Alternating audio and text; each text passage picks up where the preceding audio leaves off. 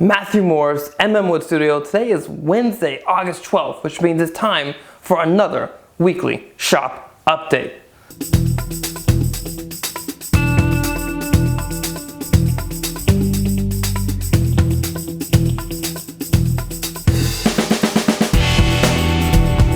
So what's been going on in the shop this week? Well, actually, a lot of things.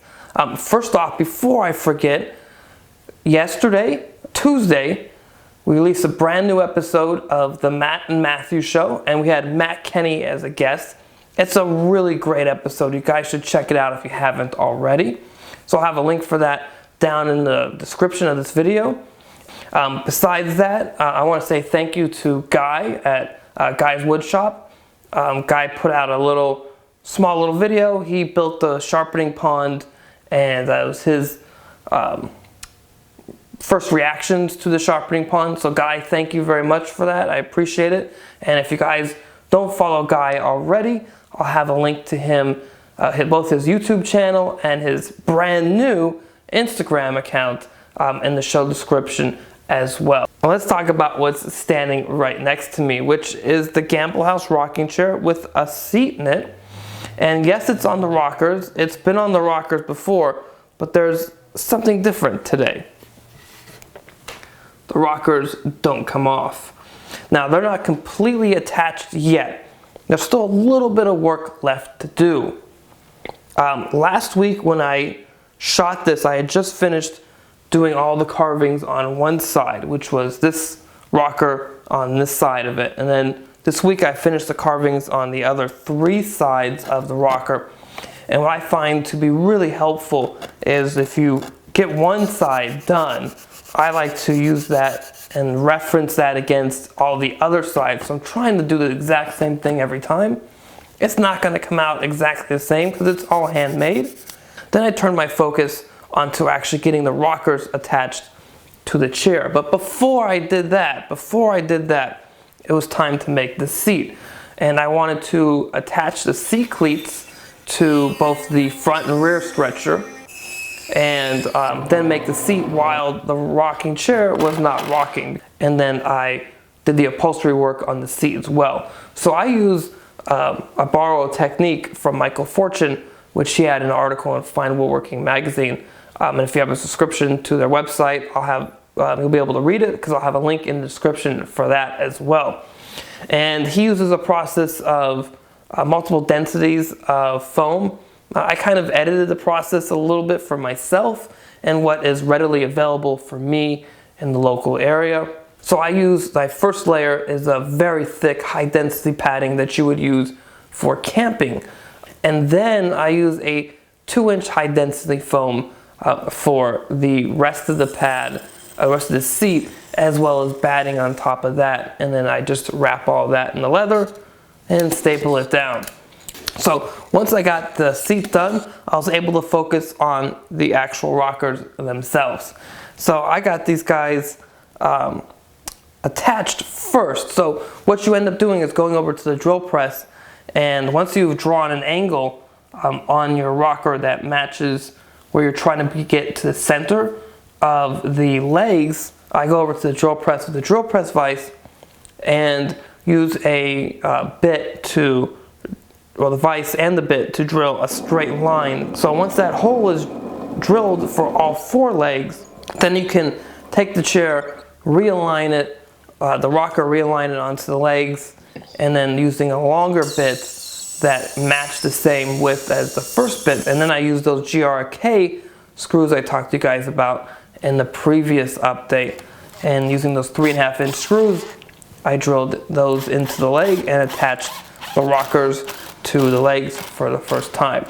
And then I had to, of course, sit in the chair and try it out. And let me tell you, it was comfortable. I'm so happy. And I was so nervous that the chair would not rock right when I sat in it, that it wouldn't be the right height, all these things. But for me, it rocked right, it sat right, it's good. I'm very happy.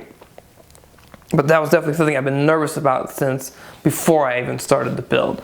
I haven't talked about it until now because I was just trying to keep in the back of my mind somewhere far, far away so that I wouldn't bring it to the surface at all and just do the work and know that what I had, all my research had brought me to the point where this was going to be right. So attach the rockers, but of course the rockers to the leg joint is not perfect. So you got to do a little bit of work. So the way I attach these guys, and the next step I'm about to tell you about, comes from Hal Taylor, he builds Maloof style rocking chairs, and he has a book and a video class that you can buy and templates as well. They call it Rocking School University or something like that, but I'll have a link to that in the description as well.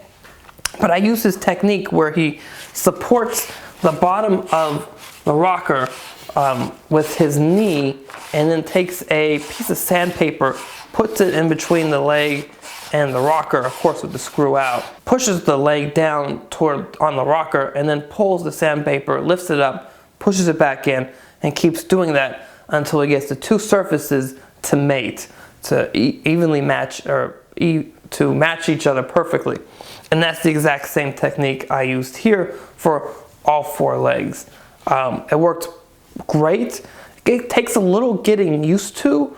I was really going slow with it at first, but then as I was doing the second, third, fourth leg, I was able to speed up how fast I was pulling the sandpaper out and doing the whole little process. It's like walking and chewing gum and patting your head at the same time.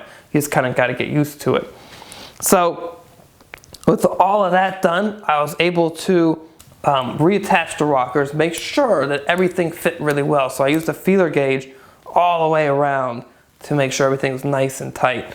And then I rounded over the bottoms of the legs, all four of them, because the joint, just like the leg to the arm joint, is rounded over the top. So I did the exact same thing to all the legs. And that's pretty much where we are today. So let's try out the chair.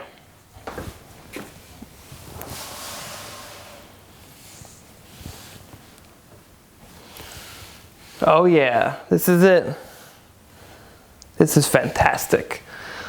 So I'm not done with the chair yet. There's still a lot of work left to do. There's a bunch of final sanding. Whenever I find something, I hit it with some 220 grit paper or some 320. I need to make sure all of the end grains faces, so like the front of the arms, where this little pattern is right here, the front of the leg over here, all this where there's some end grains showing gets sanded up to 320, and it's really nice and smooth and has no scratches left over from the previous grits.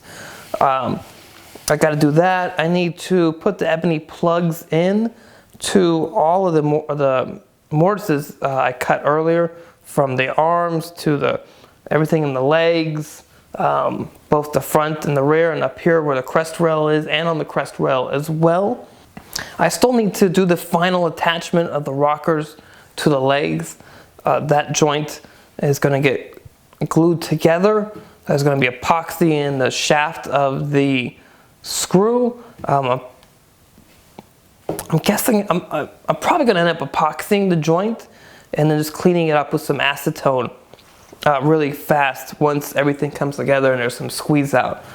That's kind of where I'm going with that, at least in my mind so far. And yeah, just some final sanding after that, and then I can start putting the finish on. Oh, and I do need to plug the holes for where the screws are in the rockers, so I got to do that as well. And with that, I wanted to again thank Paul from Canadian Woodworks for text messaging, iMessage, whatever you want to call it, back and forth with me this week and giving me telling me what he uses on his rocking chairs when he cuts his plugs. But all in all, I'm really happy. I'm really enjoying the rocker. I can't wait to get it into the house. So again, I encourage you guys to get out into the shop and just build as much as you can. If it's a cabinet or a chair or a bed or whatever it may be, just get out and build, and just keep challenging yourself every time, with every new project if you can. Just challenge yourself to do something different and to take on a technique you've never done before. And if you take on that technique and it came out so-so, do it again and get better at it and get better at it.